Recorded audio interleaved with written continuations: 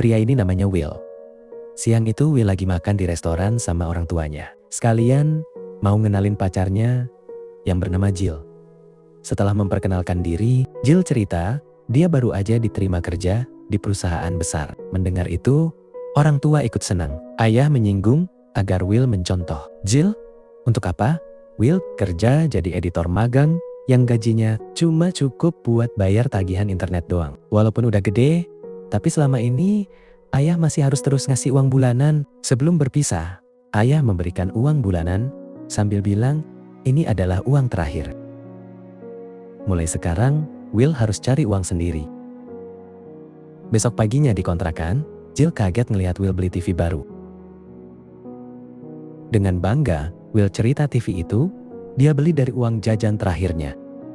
Gak usah khawatir buat makan, nanti dia tinggal minta lagi ke bapaknya. Kemarin ayah pasti cuma bercanda. Mendengar itu, Jill istighfar. Di kontrakan, mereka tinggal bareng 3 teman Will, biar bayarnya bisa patungan. 3 temannya yaitu Anne, seorang programmer, Luke masih nganggur, dan Charlie guru SD yang hobinya mabok. Siangnya di tempat kerja, atasan memberitahu kalau Will dipecat. Sekarang ini kondisi perusahaan hampir bangkrut, jadi dia terpaksa mecatin semua anak magang. Will pun bengong. Malam hari, setelah mencari lowongan di internet, Will akhirnya dapat kerjaan baru jadi penjaga motel. Malam itu juga dia langsung kerja. Semua berjalan lancar. Tengah malam saat lagi jaga, ada seorang tamu pria memesan motel. Will gak curiga sama sekali, tapi paginya tiba-tiba polisi datang nangkap pria itu. Ternyata semalam tuh bocah nyewa kamar buat bisnis ilegal. Akibat kejadian itu, Will dipecat. Beberapa minggu kemudian, setelah duitnya habis, Will nemuin ayahnya mau minta duit lagi. Sayangnya ayah gak punya duit karena kemarin dia baru aja dipecat.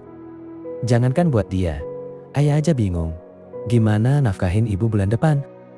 Malam hari, Luke mengajak teman temannya pesta di bar. Luke baru diterima kerja. Di saat ketiga temannya asik pesta, Will cuma numpang makan. Keesokan siangnya, di toko baju, Will curhat ke Jill. Dia pengen banget minjam uang bank buat buka usaha jasa pembuatan iklan. Mendengar rencana pacarnya, Jill marah-marah.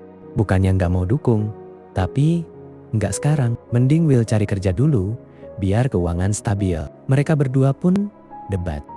Jill lalu mengancam, jika masih maksa buka usaha, mending mereka putus. Akhirnya, Will ngalah. Dia janji, besok akan cari kerja lagi.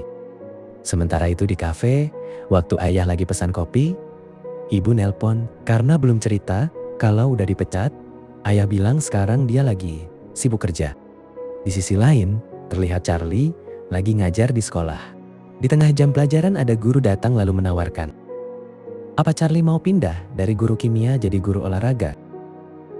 Kalau mau, nanti gajinya dinaikin $100 per minggu. Tanpa basa-basi, Charlie langsung setuju. 2 hari kemudian, Will dapat panggilan interview di perusahaan besar. Namun, sepanjang interview, dia malah sibuk main HP. Awalnya tuh bocah mau diusir. Tapi pas Will ngasih lihat video iklan hasil editannya, si HRD kagum. Besoknya, karena udah benar-benar enggak punya duit, Will terpaksa ngejual TV. Baru juga TV-nya dibawa, Will dapat kabar kalau dia diterima kerja jadi editor video dengan gaji 26.000 atau 34 juta rupiah tiap bulan. Saking senangnya, Will langsung ngejar si pembeli TV. Terus minta dibalikin. Seminggu setelah kerja, untuk pertama kalinya, Will disuruh ikut rapat bersama petinggi perusahaan. Bukannya pakai jas formal, dia malah santai pakai baju kasual. Waktu nunjukin hasil editan videonya, Will dimarahin wakil direktur yang bernama Catherine.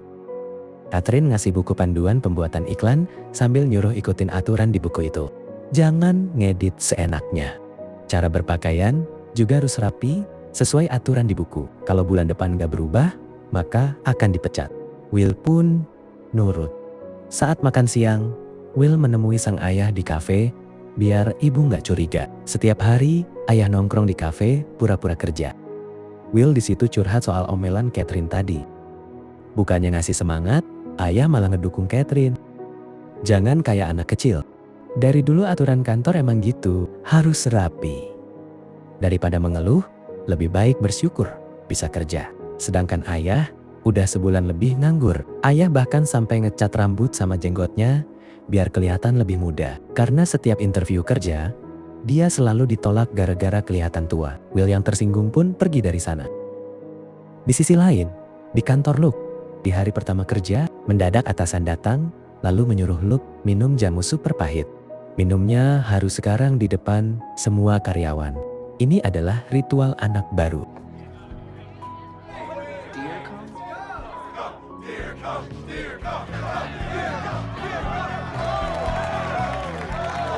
I think it's coming back.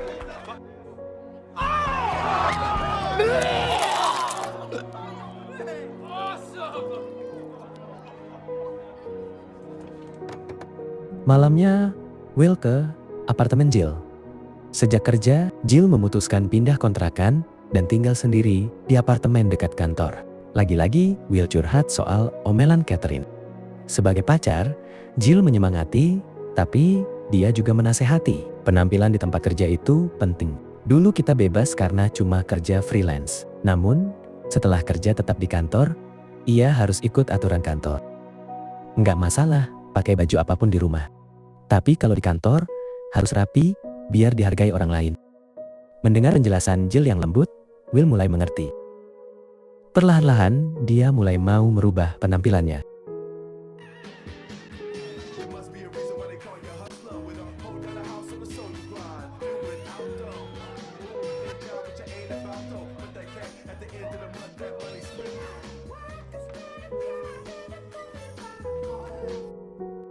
Satu bulan berlalu. Suatu siang, Will ngajak ayah makan. Pas mau bayar, untuk pertama kalinya, dia neraktir ayah. Waktu makan, ayah kagum melihat perubahan Will yang rapi. Sekarang putranya sudah jadi orang. Will minta maaf. Dari dulu tak pernah mendengarkan nasihat ayah. Setelah maaf-maafan, Will mengajak ayah pergi ke kantornya. Ternyata, dia berencana ingin membuatkan video lamaran kerja untuk ayah. Di tengah rekaman, ayah gugup dan minta berhenti. Ayah lalu curhat tentang hidupnya yang berantakan semenjak dipecat tanpa sebab. Padahal, selama ini, ayah selalu jadi karyawan teladan, loyal, dan benar-benar mencintai perusahaan. Ia kecewa sekali. Seandainya diberi kesempatan, padahal dia ingin memajukan perusahaan, sambil mendengarkan, diam-diam Will merekam sang ayah. Di sisi lain, terlihat Ethan lagi ngelacak seorang bos perusahaan sampai ke toilet pakai aplikasi baru buatannya. Di tengah boker, mendadak Ethan nyelonong masuk, terus langsung ngejelasin aplikasinya. Beda dari aplikasi pelacak lain. Aplikasi buatannya benar-benar akurat, sampai bos yang lagi boker aja bisa dia lacak. Setelah negosiasi, si bos setuju membeli aplikasi Ethan. Besoknya di kantor, Catherine memuji hasil kerja Will yang semakin bagus. Catherine mengabarkan, sebentar lagi, direktur mau pensiun dan dia akan naik jabatan, menggantikan direktur. Sambil menggoda, Catherine bilang jika Will bisa mempertahankan kerja bagusnya, maka dia akan menaikkan jabatan Will jadi wakil direktur. Malamnya saat kerja lembur, gara-gara belum istirahat, Will yang kecapekan gak sengaja ngupload video iklan yang dulu pernah dia buat ke YouTube.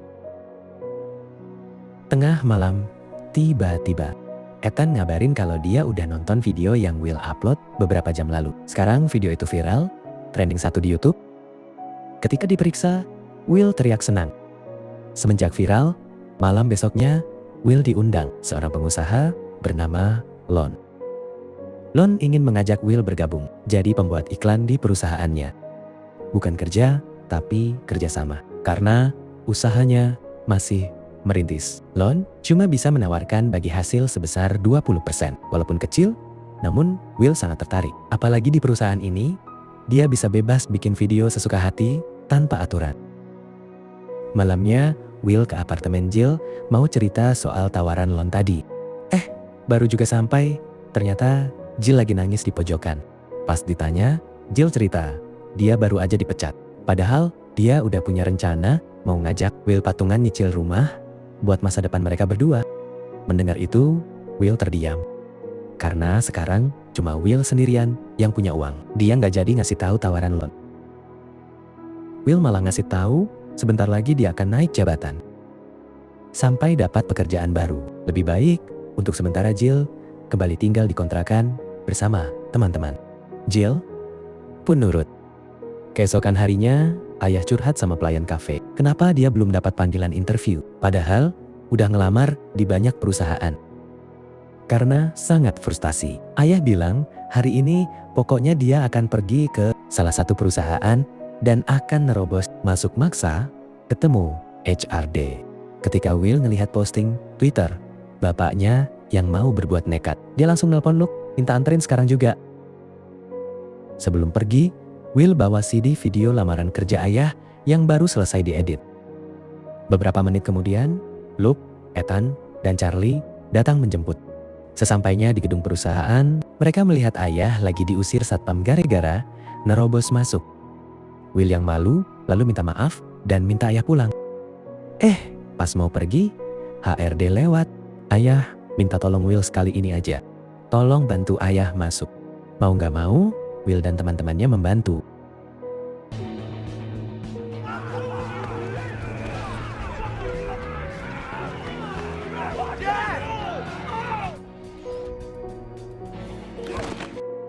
Setelah berhasil masuk ke lift, ayah coba memperkenalkan diri ke HRD. Ayah juga memberikan CD dari Will sambil bilang kalau dia mau ngelamar kerja. CD itu berisi video lamaran kerjanya yang diedit putranya sendiri. Meski nggak tahu apa isi videonya, tapi dia yakin editan putranya pasti bagus. HRD pun tersentuh lalu mengajak ayah interview. Tak lama kemudian, saat keluar, ayah menghampiri Will sama 3 temannya yang lagi diikat. Ayah memberitahu kalau besok dia udah bisa mulai kerja. Mendengar itu, Will dan 3 temannya bersorak gembira. Setelah urusan selesai, Will kembali ke kantor. Di sana dia kaget, kenapa ada banyak karyawan dipecat. Waktu menemui Catherine.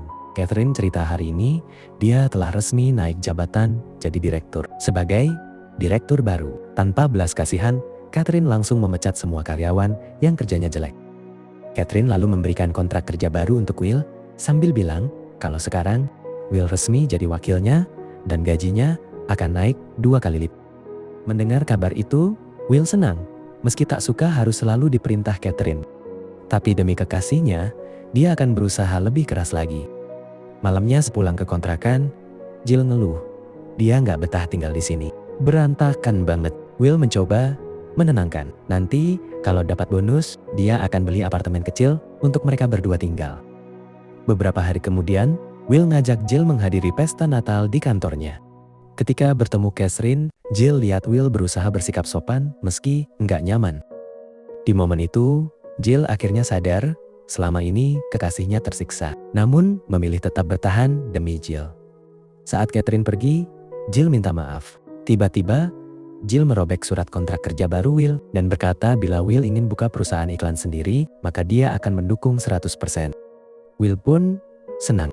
Ia langsung menemui Catherine dan meluapkan semua unek-uneknya. Lalu bilang, mulai detik ini, gue resign. Habis ngomong gitu, tuh bocah buru-buru kabur.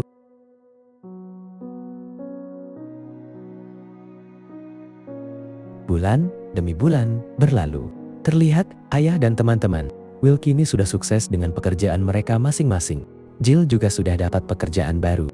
Suatu siang, Will berkunjung ke tempat Lon untuk menunjukkan video iklan baru buatannya. Will lalu mengeluarkan kartu namanya sambil bilang, sekarang dia buka perusahaan iklan. Jika tertarik, Lon bisa jadi klien pertamanya. Tanpa pikir panjang, Lon langsung setuju. Meski bisnisnya masih merintis, namun inilah yang Will sukai. Baginya, bahagia itu bukan saat pekerjaannya bergaji besar, tapi saat pekerjaannya adalah pilihan hatinya. Karena jika dipilih dari hati, maka dia bisa bekerja sepenuh hati. Film berakhir.